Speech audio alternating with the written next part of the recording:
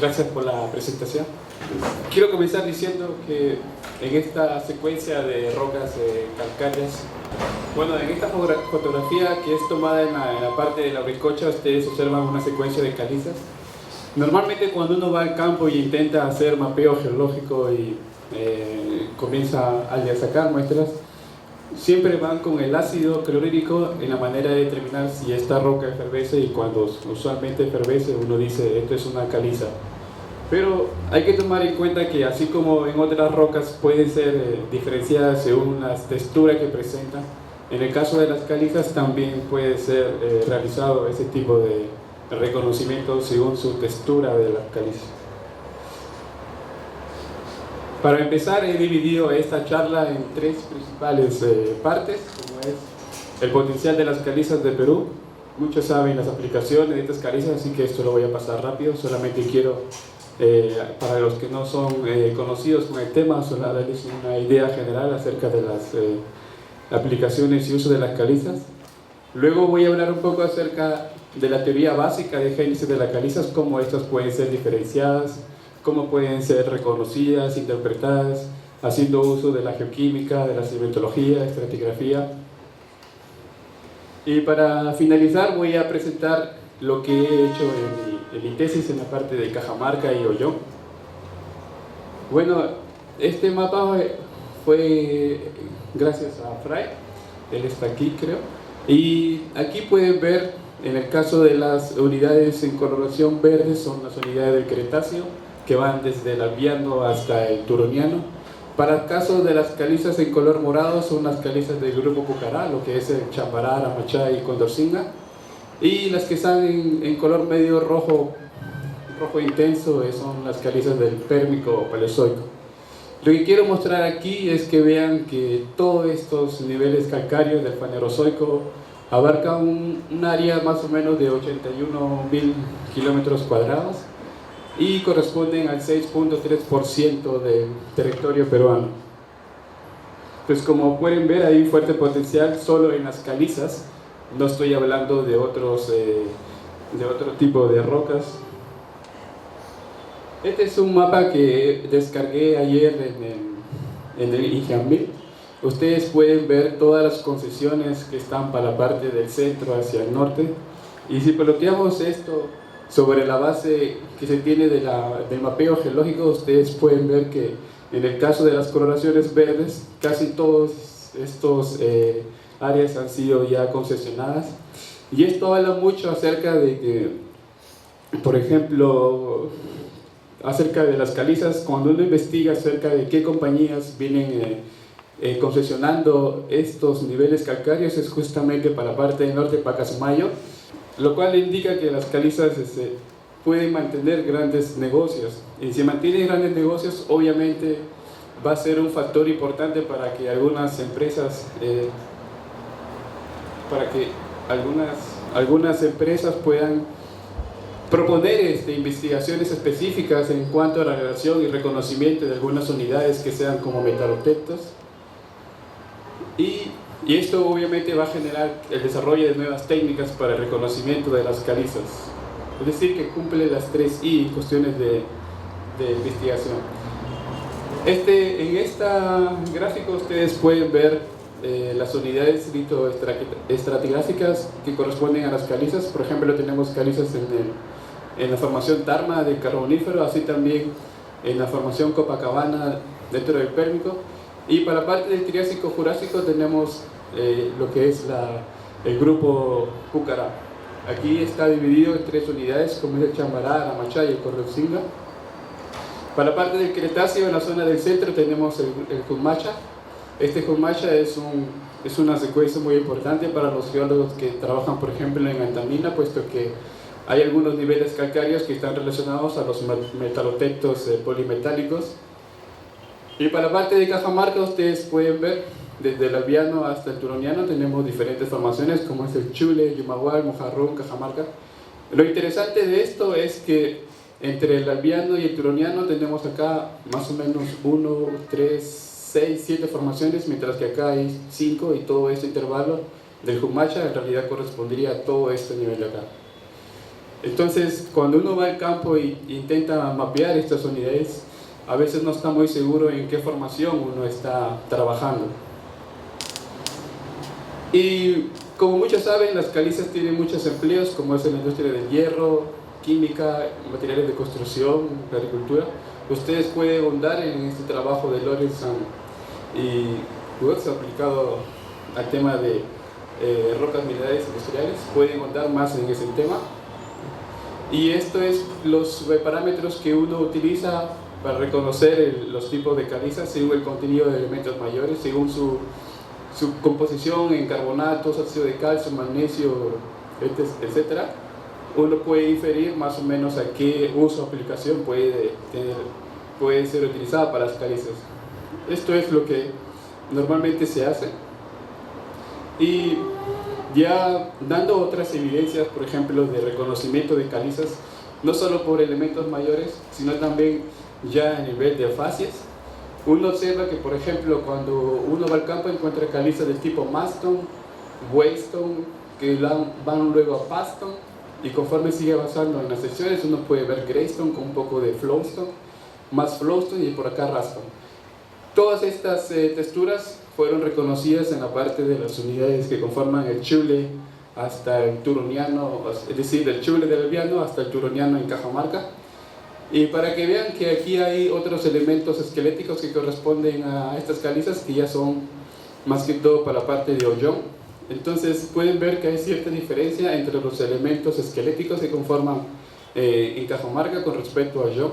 Obviamente hay diferentes tipos de texturas. Entonces la idea un poco de esta presentación es decir de que no solamente hay que ir al campo con un ácido clorhídrico y decir bueno, esto es caliza y ya está. También podemos usar la lupa y reconocer según sus elementos esqueléticos que conforman, darles otro tipo de diagnóstico, ¿no? Si es caliza Maston, Paston, Waystone. Esto nos va a ayudar también a reconocer facies, obviamente a buscar algunos estratos tipos y a hacer o mejorar con el mapeo geológico. Lo interesante de hacer esto es que, como ustedes pueden ver aquí, hay diferentes tipos de fósiles. Entre gasterópodos, ostras, hay algunos no esqueléticos, como por acá algunos oncoides, no se aprecia bien en la figura.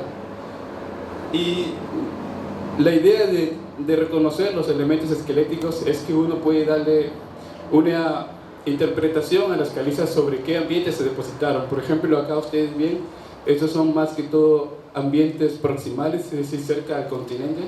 Y conforme uno avanza hacia ese sentido, encuentra calizas más de un poco de origen más profundo, más de dominancia marina. Esto es determinado según las asociaciones de los diferentes tipos de fósiles, como equinoldeos, milonís, algas. Entonces, cuando uno reconoce las calizas mediante su textura y a la vez logra reconocer el contenido de fósiles, uno puede tener una idea en qué parte de la cuenca se han depositado esas calizas. Entonces ahí hay otro argumento para caracterizar a nuestras calizas. Obviamente, aparte del contenido de fósiles, también uno va a encontrar diferentes tipos de litologías. Puede ser también que haya calizas asociadas a niveles gruesos de arenas, medias o finas, algunas arcillas.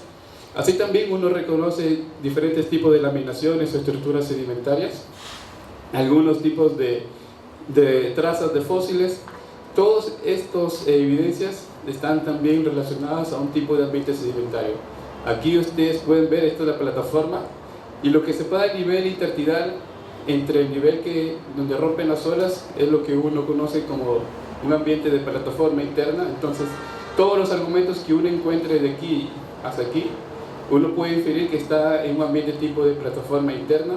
Y conforme uno baja o profundiza, tienes otro tipo de argumentos o evidencias que nos puede ayudar a darle una interpretación a las calizas según el ambiente sedimentario.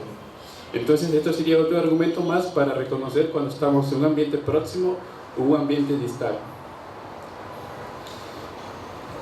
Hace poco mostré, por ejemplo, un cuadro de las formaciones litológicas que afloran en Cajamarca de la parte del Inca, Chule, Payatambo, el grupo Puyicana, el grupo Romirón, y para la parte del Ollón tenían no solamente la formación Cumacho. Esto es porque estas unidades han sido mapeadas como unidades litoestratigráficas, los cuales uno observa una secuencia de rocas, un paquete de rocas, y a veces uno tiene la suerte de encontrar algún indicio fósil que puede ayudarnos a correlacionar ese nivel, ese paquete con otro paquete, por ejemplo, lo que aflora del norte. Lo que aquí quiero mostrar es que en las calizas también se puede aplicar la bioestratigrafía según sus asociaciones de fósiles, como son los foraminíferos planctónicos, los nanofósiles calcáreos y los foraminíferos bentónicos. Aquí tenemos, por ejemplo, una sección que va desde el cenomaniano medio hasta el cenomaniano superior, y según el nivel donde uno se encuentra hay diferentes tipos de asociaciones. Estos son todos los fósiles, y con ello uno puede establecer una biozona, es decir, una bioestratigrafía. Entonces, aplicando el tema del biozonas, uno puede utilizar este argumento de tiempo para hacer correlaciones independientemente de diferentes tipos de litologías. Entonces aquí tienen otro argumento más para diferenciar a las calizas según su contenido de fósiles. Esta es una curva isotópica de carbón, eso lo vamos a ver luego. Acá en GEMETS también se pueden hacer análisis de elementos, tanto de elementos mayores como elementos menores.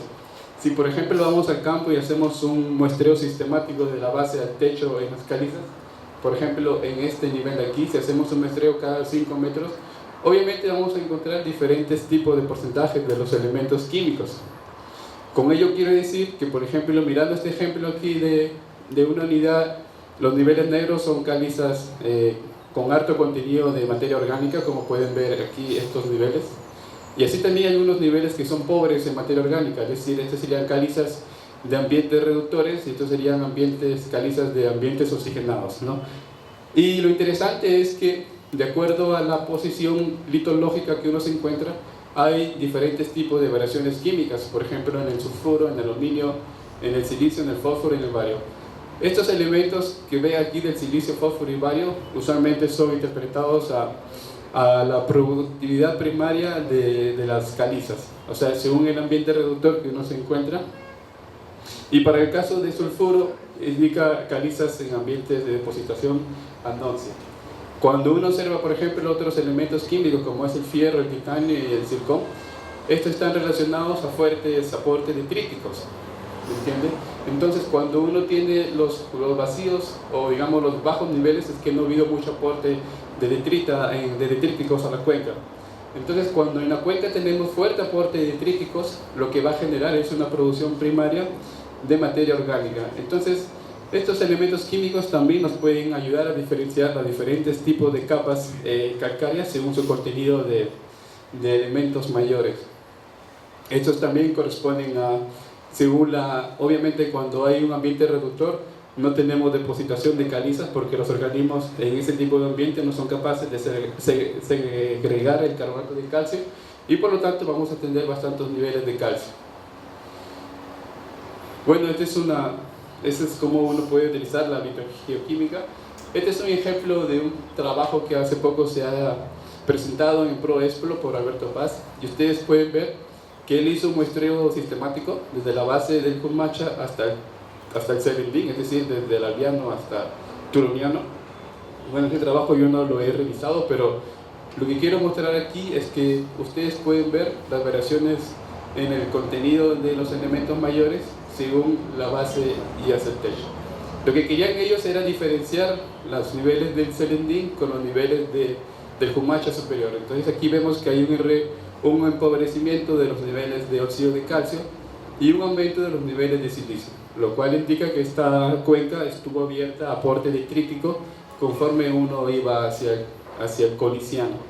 Entonces estos son algunos argumentos para diferenciar también las calizas según su contenido de elementos mayores. Aquí pueden ver el muestreo detallado, ¿no? Capa por capa se han tomado muestras y se ha hecho un muestreo sistemático de tal manera de ver estas variaciones.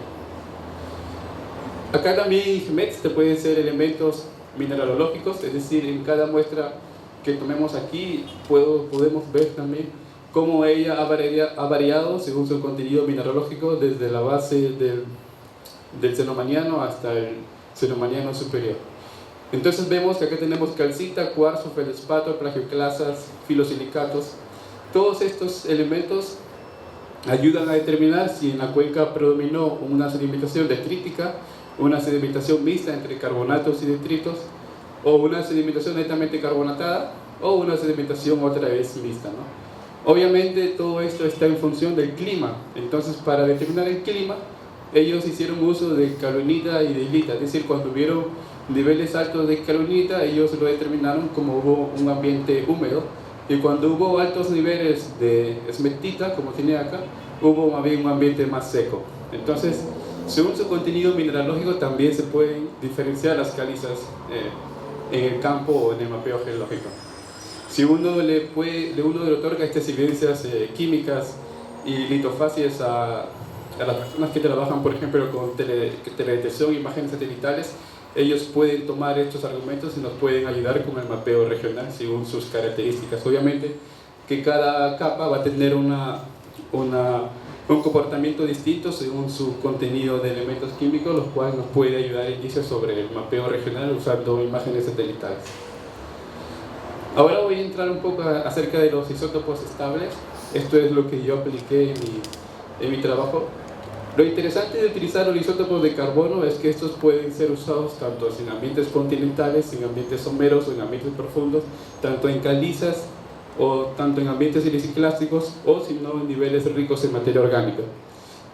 Lo que se mide en el isótopo de potencia 13 de carbono es medir el contenido orgánico que presenta la roca.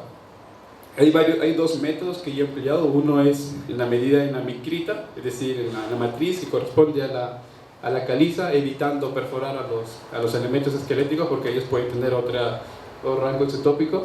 Y el otro método es medir el contenido orgánico. Para aplicar el contenido orgánico de isótopo de carbono hay que enfervecer toda la parte calcárea y el resto del material va a ser usado para medir el contenido orgánico.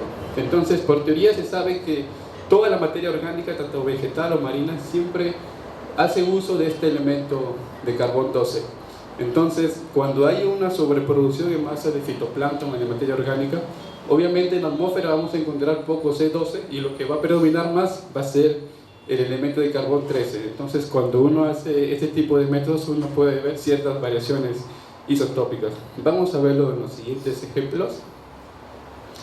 ¿Por qué estudié yo el Cretácico? Porque ahora se infiere de que hay un fuerte cambio climático, nos estamos acercando a un calentamiento global y se habla que si continuamos emitiendo bastantes cantidades de dióxido de carbono va a haber un efecto invernadero terrible, y de tal manera de saber qué es lo que a qué nos vamos a aproximar en el futuro, uno estudia, por ejemplo, unidades como del Mesozoico, que es una unidad de tiempo dominada por un efecto invernadero, un clima invernadero, como pueden ver aquí. Yo me dediqué en el Cretáceo. Ustedes pueden ver los niveles altos de dióxido de carbono con respecto a los valores actuales. Y lo interesante del Cretáceo es que presenta algunos eventos extremos de cambios climáticos.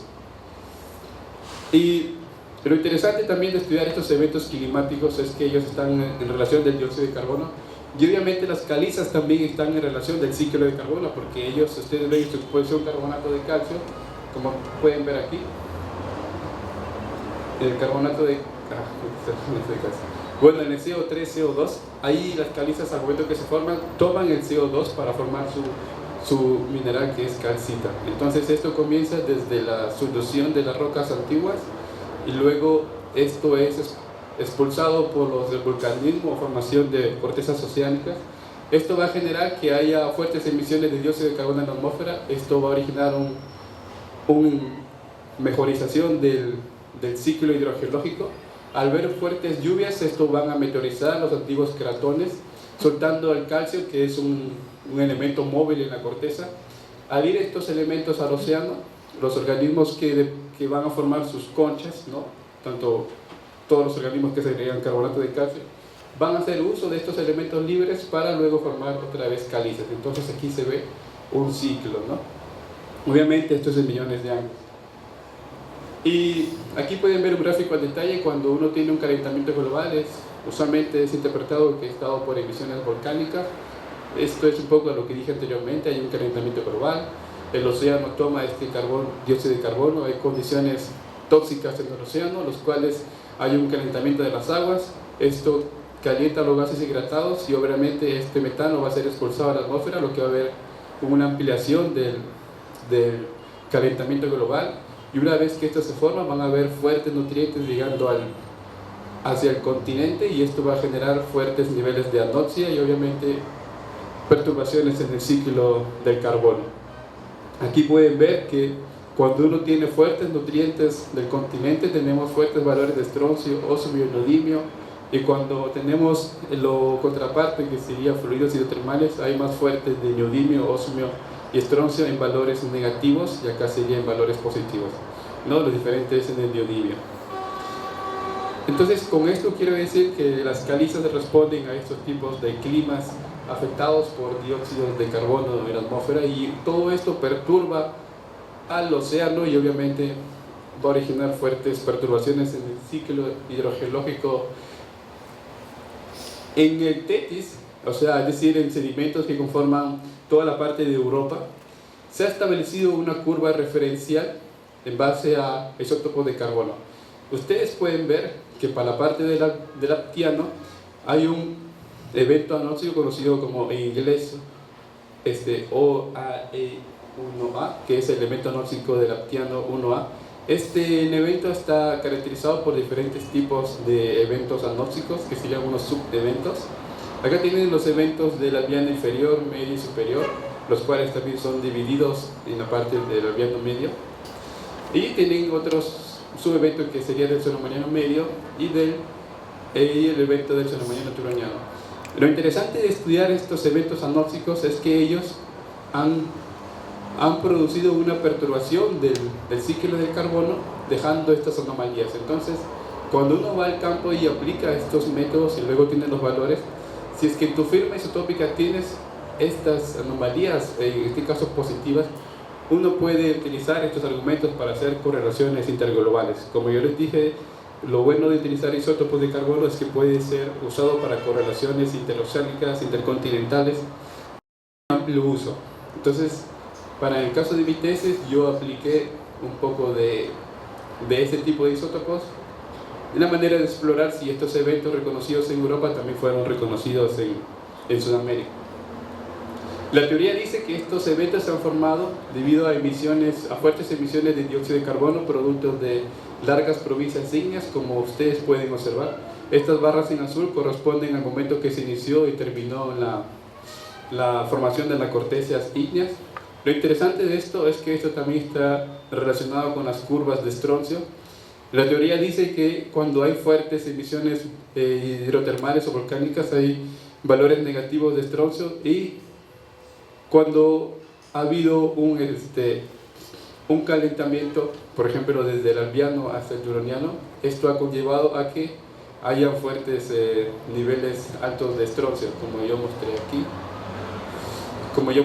Aquí ustedes pueden ver que cuando hay fuertes aportes de nutrientes tenemos altos niveles de estroncio, y cuando hay fuertes aportes hidrotermales producto de cortezas ígneas tenemos bajos niveles de estroncio. Entonces, si uno ve los valores de estroncio, uno puede asumir que estos niveles han sido aportados por el emplazamiento de estas cortezas ígneas, y esto ha sido debido a aportes detríticos del continente producto a un mejorizado ciclo hidrogeológico. Entonces, esta es la curva de isótopos de oxígeno y esta es la curva de los niveles estáticos. Uno puede ver que la curva estático del nivel del mar fue baja durante el aptiano y fue aumentando hasta llegar a un máximo en la parte del xenomaniano turoniano. Entonces, el periodo comprendido entre el albiano y el xenomaniano fue un periodo que es interpretado por ser de fuerte calentamiento global, originando algunos eventos anóxicos en los océanos y obviamente extinciones de masa, aparecimiento y extinción de algunos organismos fósiles. Esta es una curva de oxígeno también, como ustedes pueden ver aquí, y aquí también de carbono, y aquí el estroncio. Entonces aquí lo que quiero mostrar es que justamente cuando hay un fuerte cambio en la temperatura, esto sería valores altos, es decir, valores altos de temperatura, y estos serían valores bajos de temperatura. Entonces justamente en la transición del aptiano al albiano hay un fuerte cambio en los climas, y aquí ustedes pueden ver, esta es una época core house, una época de enfriamiento, y aquí tenían una época más que todo de calentamiento. Y esto viene interpretado por los valores de oxígeno y por los cambios de estroncio. Esta es la curva que se tiene del dióxido de carbono. Entonces esto es todas las teorías, hipótesis que se han tomado en Europa, en otros continentes, menos en Sudamérica, y esto forma fuertes hipótesis a la hora de que uno viene a hacer investigaciones, por ejemplo, en otro continente que no sea en el hemisferio norte. Vamos a ver esto al detalle. Otra cosa interesante de las calizas es que cuando ha habido ciclos mejorizados del clima, es decir, cambios fuertes en el clima, esto ha originado que haya un cese en la producción de carbonatos. Este es un evento en el Valanginiano, este es otro en el Aptiano inferior, ya lo dije anteriormente, y este es para parte del Albiano inferior. Entonces hay una relación positiva entre ciclos perturbados y formación de calizas. Este es un ejemplo. Por ejemplo, este es un ejemplo. Estos son niveles calcáreos que corresponden a la parte del Albiano, y debido a una mejoramiento del clima producto del OAE1A del Aptiano inferior, hubo un cambio en la producción carbonatada. Es decir, si acá era carbonatos, una vez que apareció el evento, esto originó un cese de la producción carbonatada, y luego las fases fueron más ricas en niveles argiláceos. Entonces esto es producto de un ciclo mejorizado de clima que arrastró nutrientes, y la cuenca fue colmatada por nutrientes. Entonces, al ver los organismos que no pueden vivir en esas condiciones oscuras, digamos, ellos dejaron de producir carbonatos. Un ejemplo de esto es cuando uno ve las fases arrecifales del Caribe. Uno puede ver que las aguas son completamente cristalinas y uno puede ver el lecho marino. Pero cuando uno ve, por ejemplo, la plataforma continental de Perú, cuando uno está en orilla, uno no puede ver hacia el lecho marino debido a que este es rico en nutrientes. Entonces, lo que yo quiero mostrar es que hay organismos que viven en condiciones pocas o bajas en nutrientes y organismos que viven en altos nutrientes. Y esto lo vamos a ver más adelante. Hay otras técnicas que se utilizan, por ejemplo, para determinar si la cuenca fue afectada por cambios detríticos o no. Y es en el caso de isótopos de litio, de estroncio, de calcio y de osmio. Estos elementos, cada vez que hay una perturbación en el clima, responden a ello porque son elementos móviles. Entonces, si vemos que antes de que se originara el evento anóxico 1A, uno puede ver que hubo una excursión negativa tanto en litio. En estroncio es un poco raro de ver, por eso es que uno utiliza otros elementos. Y en el caso del calcio también, y a la vez que del osmio. Entonces, esta excursión negativa es relacionada a una fuerte meteorización de los cratones, arrastrando un montón de elementos móviles del continente hacia el océano. Entonces, esta es una herramienta más. Este fue para el evento del Aptiano inferior, y este es para el evento del OE2, que es el evento del Cenomaniano-Turoniano. Y ustedes pueden ver, casi se repite la misma historia. Al momento que se formó el evento, hubo una perturbación del ciclo hidrogeológico trayendo un montón de nutrientes del continente, y esto originó fuertes niveles de anoxia en el océano y una sobreproducción en masa de fitoplancton. Y es por ello que justamente en estos dos intervalos se encuentran las grandes reservas de hidrocarburos, porque hubo un evento climático global. Por eso es que desde el punto de vista económico es también interesante estudiar estos niveles a nivel de hidrocarburos. Por poner un ejemplo, ahora voy a hablar un poco más de las calizas que se depositaron en Europa, en el Tetis. Ustedes pueden ver que en las calizas o en las secuencias del Valanginiano yendo hacia el Aptiano hay un cambio en las asociaciones de los elementos esqueléticos. Por ejemplo, en el Valanginiano tenemos organismos que dependen en organismos que afloran en cuencas bajo de nutrientes, como por ejemplo en el Caribe, y algunos organismos que dependen de altos nutrientes, como lo que tenemos en Perú. Entonces se ve que hay un cambio en el contenido de fósiles cuando uno va del Valanginiano hacia el Aptiano, y esto es interpretado debido a un ciclo mejorizado del clima. Entonces ahí uno puede usar a las calizas para determinar también factores del clima según su contenido en fósiles. Entonces, muchos hablamos sobre el tema del dióxido de carbono. Entonces vemos que cuando hubo una plataforma rica en fotozoas, es decir, una plataforma rica en estos elementos esqueléticos como corales, algas o ideos, esto cuando se produjo la calcita o el aragonito, esto más bien expulsó dióxido de carbono, como ven acá. Pero cuando hubo una plataforma dominada por estos elementos esqueléticos, hubo más bien bajos niveles de dióxido de carbono en la atmósfera. Entonces esto quiere decir que según la rampa carbonatada, o bien bajan los niveles de dióxido de carbono de la atmósfera, o bien los sube. Y cuando hubo un evento extremo, al principio hubo un fuerte nivel, o decir, fuertes niveles de dióxido de carbono de la atmósfera, y luego fueron seguidos por un nivel bajo. Entonces son algunos usos que hacen para las calizas para relacionarlo con el tipo de clima. Ahora voy a entrar a mi zona de estudio. Ya con toda la teoría que hemos visto acerca de las calizas, yo intenté probar si que todo esto que se conoce en el Atlántico y en Europa también corrió desde un punto de vista desde el hemisferio sur.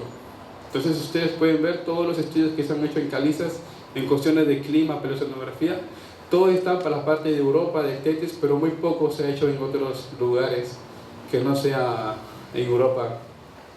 Así también, debido a los fuertes valores de materia orgánica en el océano, muchos estudios han sido desviados o estudiados, por ejemplo, en los niveles de rocas profundas en el Pacífico, en el Noratlántico, que es conocido por ser un ambiente que ha otorgado bastantes niveles de materia orgánica, y por lo tanto muchos estudios han sido enfocados en esta parte, así como también en esta zona de aquí. Si ustedes se han dado cuenta, este es un mapa interpretado para el Cretácico medio, y justamente Sudamérica se encuentra en este nivel donde yo he hecho mi estudio. Entonces mi idea era si todo lo que se conoce actualmente hasta el momento que empecé mi tesis también ha ocurrido en Perú. Entonces, para hacer ese tipo de trabajo me fui a dos zonas específicas, como es en Cajamarca y Mollón. Ustedes pueden ver en este mapa los niveles de rocas proximales pegados a la parte de Brasil, y conforme uno se va a la parte occidental ve niveles más profundos como de plataforma interna, media, externa, que están adjuntadas a la parte del volcanismo de Casma. Pueden ver este corte, y es como teóricamente se ven las secuencias para la parte del Cretáceo.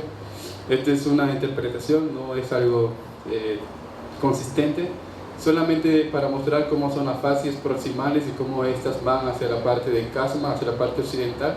Y mi nivel justamente que he estudiado ha sido estudiar esta plataforma carbonatada, en donde hay las fuertes megapotencias de secuencias carbonatadas. Entonces aquí yo he estudiado las secuencias del Chule hasta el Serendín, que es del Albiano hasta el Turoniano. En Cajamarca he levantado 4 columnas.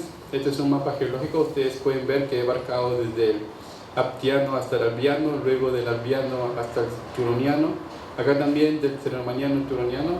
La idea era tener una sección composita, es decir, una sección compuesta entre diferentes unidades litológicas para tener toda la sección del Albiano hasta el Turoniano. Bueno, este es un formato que uno utiliza para hacer el levantamiento de las columnas estratigráficas. Uno puede diseñar esto, y estos son algunas herramientas que uno utiliza para tomar las muestras y para marcar en campo. Así también elaboramos un palo de escoba a escala de 1 metro para poder medir el estrato metro por metro y sacar muestras cada 50 centímetros. Cada vez que había un cambio litológico, cada 20 o 50 centímetros, tuvimos que hacer uso de la lupa y reconocer los diferentes tipos de fases. Entonces, aquí yo estoy diciendo un poco de la metodología que hicimos en campo. Obviamente yo también hice uso del muestreo sistemático, saqué muestras cada 2 metros, y cuando había niveles ricos en materia orgánica hice incluso cada 20 centímetros, de tal manera de tener todo un muestreo sistemático y ver cómo han variado cambiando los cambios isotópicos en las calizas. Obviamente hice estudio de fases. Aquí pueden ver los oncoides, algunos fragmentos de ostras, los gasterópodos. Todas estas asociaciones logré determinar el ambiente sedimentario en que se depositaron las unidades del Cretácico medio. En la parte de Cajamarca ustedes pueden ver un ambiente de rampa interna, de rampa media y de rampa externa, tomando en cuenta todos los argumentos fósiles, estructuras sedimentarias, secciones delgadas. Todo eso lo integré, y lo que establecí al final fue un código de fases. Como pueden ver, para la parte de la plataforma interna hay diferentes tipos de código de fases, como también lo hay para rampa media y la rampa externa.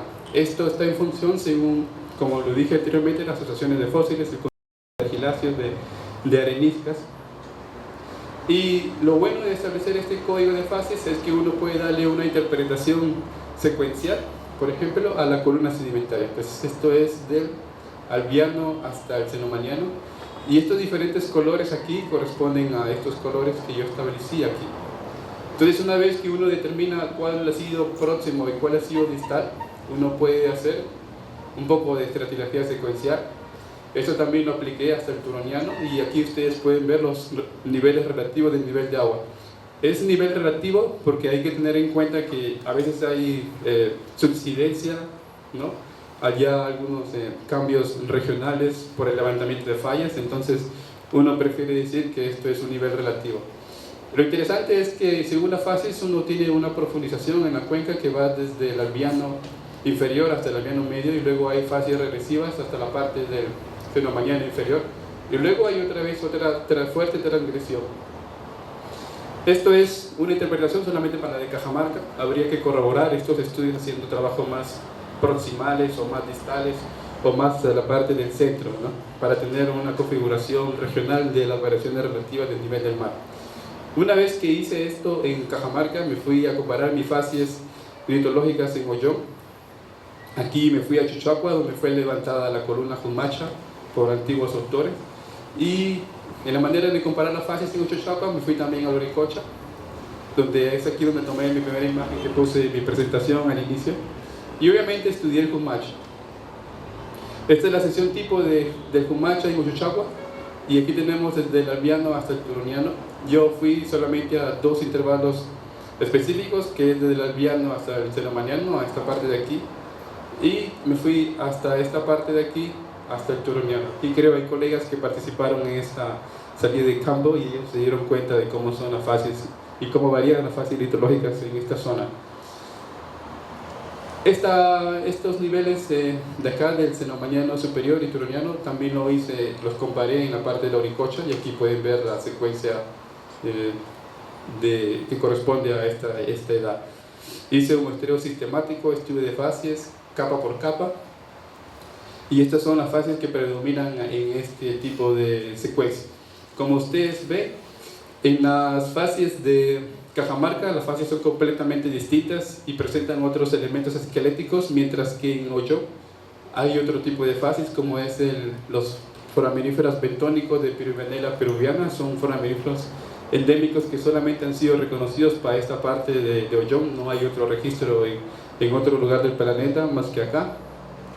Esta es una caliza rastro.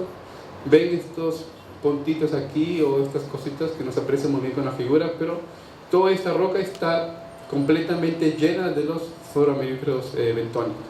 Estos acá son los peloides asociados a estos organismos. Estas son algunas algas y algunos equinoideos.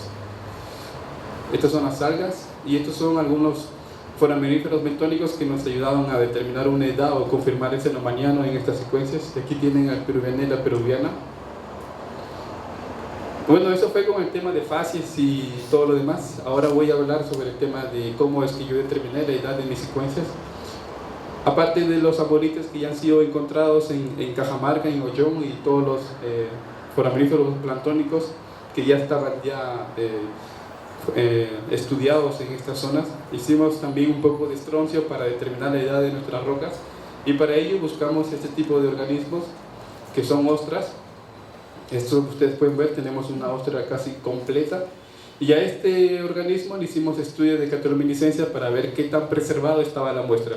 Entonces, en catalominiscencia uno observa que cuando la concha, es decir, aquí es un corte transversal, esto es lo que observa en el corte transversal de la concha. Cuando la catalominiscencia indica que son niveles oscuros, indica que la concha o el material está preservado. Si pasa esta prueba, uno le hace otro estudio de elementos mayores o menores para ver si los niveles de manganeso y fierro se encuentran dentro del rango establecido, y si encuentran dentro de este rango establecido, recién ahí este material puede ser usado para hacer estroncio. Este es un ejemplo de un material de concha que no está muy bien preservado, entonces esto obviamente no fue tomado en cuenta. Y este material, justamente esta ostra, fue tomada, por ejemplo, en la parte del Chule, y según la datación de estroncio, confirmó la edad de los amonitas aquí obtenidas. Entonces aquí nos salió una edad más o menos entre 109 millones de años y 111 millones de años. Entonces se confirmó el Albiano para esas unidades. Para el caso de esta muestra, ustedes pueden ver que el rango es muy amplio, y esto es debido a que cayó en el plató o en estos valores uniformes de estroncio, lo cual no ayudó mucho con la datación de estroncio.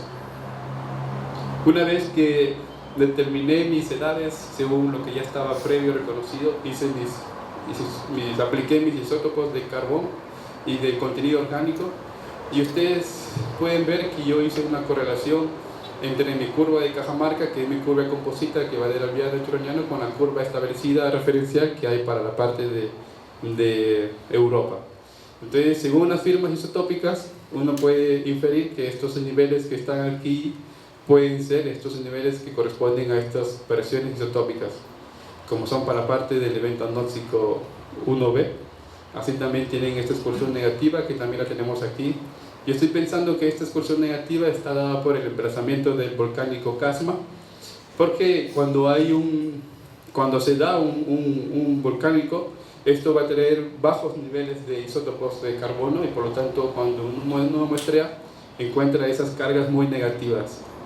Bueno, esto hay que revisar la edad y hacer estudios, ¿no?, de química para ver si lo que encontramos en las calizas está en función con los niveles de contenido volcánicos, ¿no?, para hacer relaciones e intentar complementar los resultados. También reconocí el evento del Cenomaniano medio, como pueden ver acá, y así como el famoso el evento Cenomaniano turoniano. Aquí no hay duda que estamos en este evento, puesto que este evento, como lo ven en Europa, es caracterizado por esta tremenda excursión positiva que también se ve en estas dos curvas. Entonces, cuando uno hace una comparación más al detalle, de acuerdo a un solo evento, que es el OAE2, como es este que es aquí, uno puede comparar estos valores con los que ya han sido publicados, por ejemplo, en Inglaterra y en Estados Unidos, y ustedes pueden observar que hay las mismas anomalías, ¿no? Entonces, todo lo que se conoce en estos lugares uno lo puede traer a su zona de trabajo y con ello mejorar, por ejemplo, las edades de las rocas. Aquí sabemos que el nivel más fuerte de calizas aquí corresponde justamente al límite entre el cenomaniano y el turoniano, solamente mediante las firmas isotópicas, porque estas están subdivididas en subeventos, los cuales también presentan una forma característica de los isótopos. Entonces, con eso uno también puede utilizarlo, por ejemplo, para el cartografiado y para mejorar la edad. Acá pueden ver que esto incluso han hecho ciclos de Milankovitch, y como ya se han determinado edades precisas de unos estratos, y obviamente uno puede jalar estas edades en la parte de aquí y calcular tasas de sedimentación, ver cuánto tiempo demoraron los ciclos o los eventos climáticos en unas capas. Eso es lo bueno de la aplicación de los isótopos de carbono. Así también correlacioné, por ejemplo, mi albiano con cenomaniano con partes del Pacífico, del México, de Japón, Francia, Italia, y ustedes observan que hay las mismas variaciones de los isótopos. Entonces, son unas de las aplicaciones que uno puede hacer con los isótopos. Una vez que reconocí los eventos anóxicos en Cajamarca, correlacioné mi sesión de Cajamarca con la zona de Uchuchagua en Ollón, y aquí hay algo interesante. Mientras que las fases son similares tanto en Cajamarca como en Ollón, tenemos que los valores isotópicos son completamente distintos. Acá es una amplitud más o menos de 4 o de 5, ¿no?, y acá es casi de 1. Entonces aquí tiene que ver bastante la paleogeografía de donde se depositaron nuestras secuencias. Por eso es importante hacer estudios de fases y todas estas determinaciones del ambiente sedimentario. También lo hice para parte del cenomaniano y del turoniano, y ustedes observan que aquí está la excursión positiva del OE2, y acá también hay un plató, o sea, hay valores casi constantes que no se observan aquí, pero sin embargo en la curva del contenido orgánico hay una excursión positiva que, de acuerdo al contenido de fósiles que hay en la base y en el techo de la sección, nos permiten asumir que estamos en este evento. Entonces ahí observan que los fósiles son muy importantes al momento también de emplear los isótopos de carbono. Y una vez que terminé estos eventos anóxicos, me fui otra vez a mi cuenca en Cajamarca y vi que originaron estos eventos en Cajamarca. Entonces, cuando hubo el impacto del evento del Kilian, que es un evento del OAE 1b para la parte del albiano, yo veo que hay una transición o hay un cambio en la sedimentación desde rocas dominadas por areniscas pelitas a rocas dominadas por calizas. Aquí ven los nódulos calcáreos. Entonces este evento originó un cambio en la sedimentación carbonatada debido a que hubo un calentamiento global, un ciclo hidrogeológico relacionado a este evento y nutrientes en la atmósfera. En el Paquía, por ejemplo, esto originó un cese de la sedimentación aquí. Esto es minúsculo, no se observa muy bien, pero a la terminación del 1B, uno ve que esto generó una discontinuidad en donde la producción de carbonatos cesó hasta que hubo este evento. Luego tenemos niveles finos, ricos en materia orgánica y corresponden a la formación para el tambo, asociados a este ciclo hidrogeológico que hubo para la parte de la Vía Media. Y ahí observan el demis, es decir, la no producción de carbonatos, y luego, una vez que las condiciones llegaron otra vez a ser equilibradas o estables, otra vez hubo carbonatos. Y a diferencia de este evento del albiano cenomaniano, en todos los lugares de Europa y Norteamérica y en el Atlántico y en otros lugares más, señalan que una vez cuando hubo este evento, ya no hubo producción de carbonatos. Pero cuando hemos ido a Perú hemos visto una sucesión continua de fases dominadas por ostras, como ven aquí. Entonces hay ciertos contrastes entre la geología de Europa con la geología de Sudamérica. Mientras que ya hubo un cese en la producción de carbonatos, acá bien hubo un mejoramiento en la producción de carbonatos. Entonces hay ciertas discrepancias, ¿no?, en cuestiones de clima. Y estas mismas ostras son las que he usado para hacer las dataciones de estroncio. Y cuando uno ve las fases de Cajamarca como yo, uno ve que las fases de ostras se encuentran tanto en, vale la redundancia, en el norte y en el centro, ¿no? Y aquí ven todas las fases de ostras, equinoideos y algunos foraminíferos. Lo interesante de aquí, y eso lo mostré en mis valores isotópicos, yo mostré que había una amplitud fuerte en la parte de Ollón y una amplitud baja en Cajamarca, y aquí esto es interpretado que es producto del desplazamiento del arco volcánico de Casma, puesto que Cajamarca siempre estuvo expuesto a nutrientes que venían del Atlántico y del Pacífico, mientras que la parte de Ollón fue restringida con aportes del Pacífico y del Atlántico. Es decir, acá hubo una cuenca más restringida de estos niveles que nutrientes que venían del océano. Entonces esto explica por qué tenemos estas variaciones en el clima, en los isótopos. Y aquí está, por ejemplo, hemos visto por isótopos que el nivel grueso de calizas corresponde al nivel del cenomaniano turoniano. Entonces cuando uno va al campo, justamente el nivel grueso de calizas, que es este que está aquí. Entonces aquí estaría ubicado mi nivel cenomaniano turoniano, de acuerdo a los valores isotópicos. Lo interesante de esta secuencia de carbonatos es de que en otros lugares de Europa, en Norteamérica y en otros más, señalan que cuando hubo este evento no hubo producción de carbonatos, pero sin embargo cuando uno viene a Perú encuentra una tremenda mole de carbonatos. Entonces ahí es lo interesante de comparar las secciones tanto de otros lugares como en Sudamérica. Y lo interesante de las fases que ocurrieron para el cenomaniano superior en Cajamarca y Ollón es que las fases de Cajamarca fueron siempre dominadas por ostras, equinoideos, mientras que en la parte de Ollón fueron fases dominadas por foraminiferos bentónicos. Todas las fases de aquí son completamente distintas a las fases de acá. Y cuando uno observa las fases aquí, uno encuentra que no hay niveles argiláceos como sí los hay en Cajamarca. Y haciendo investigaciones y averiguaciones con especialistas en estos foraminíferos, nos indicaron que aquí hubo un ambiente que no hubo nutrientes, y aquí sí los hubo. Entonces, una interpretación puede ser que en esta época hubo un levantamiento del macizo de Marañón, lo cual restringió a Ollón de nutrientes que venían del Brasil. Entonces, esto puede explicar también por qué ahora la mayoría de los metalotectos están ubicados para la parte del Jumacha y no para la parte de Cajamarca. Habría que revisar esa relación, es lo que he leído así de una manera rápida. Y esto es un poco repetir lo que hemos visto, ¿no? Que aquí están según la producción de carbonatos y cómo estos respondieron a los niveles de anoxia, ¿no? Acá uno puede ver que en estos niveles no ocasionaron nada casi en la cuenca, pero esto sí, lo cual contradice un poco lo que se sabe en otros lugares. Bueno, y para terminar, pues todas estas evidencias, ¿no?, en los isótopos, geoquímica, fósiles y todo lo demás, puede ayudar a mejorar el cartografiado geológico de las unidades calcáreas y ver cómo ellas cambian según su fase proximal o distal, según su contenido de química, ¿no? Y esto va a ayudar con el mapeo y obviamente a varias instituciones que se dedican a la exploración de no metálicos, hidrocarburos, industrias. Y una meta al futuro sería hacer un software, por ejemplo, de las texturas de calizas. Entonces darle al geólogo por ejemplo, esto, ir al campo y ver con qué tipo de roca estamos trabajando, como se tiene para otras rocas volcánicas o intrusivas.